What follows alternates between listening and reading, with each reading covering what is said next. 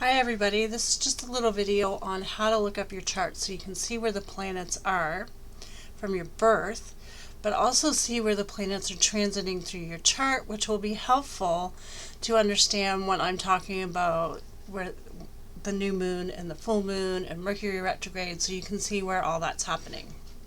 So I want you to go to astro.com. That's the website that I use the most, and you click on that, then you're going to see a screen like this. And if you're the first time here, you might have to create a profile.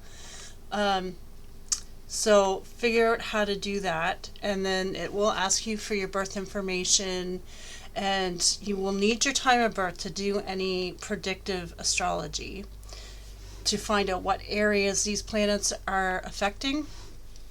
And then when you're ready, go into My Astro, click Store Astro Data.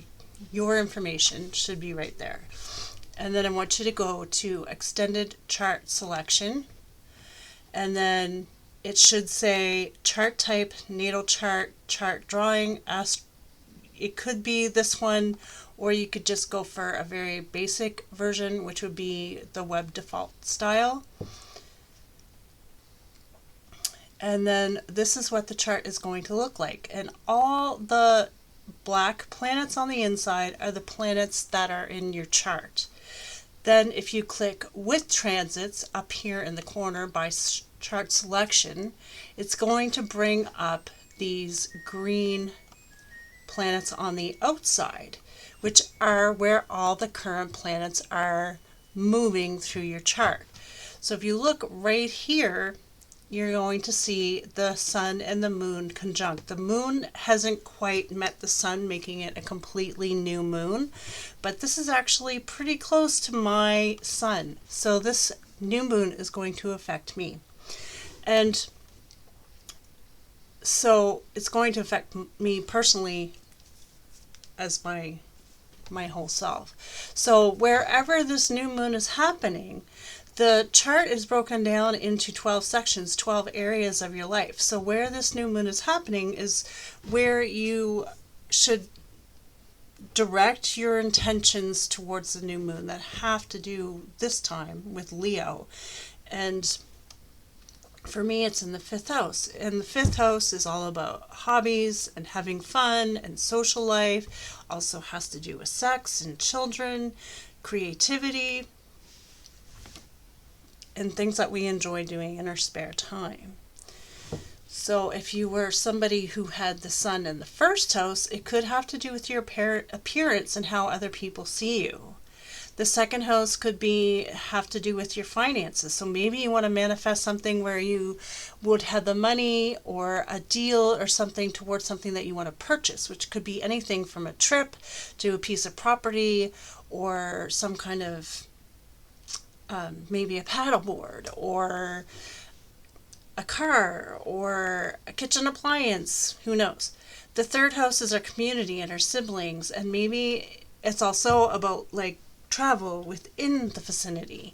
So maybe you wanted to manifest something along those lines of something you wanted to do for fun within your community or with your siblings or maybe school-age friends.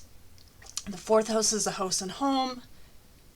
Maybe you want to have a party at home and you want to have a whole bunch of people come.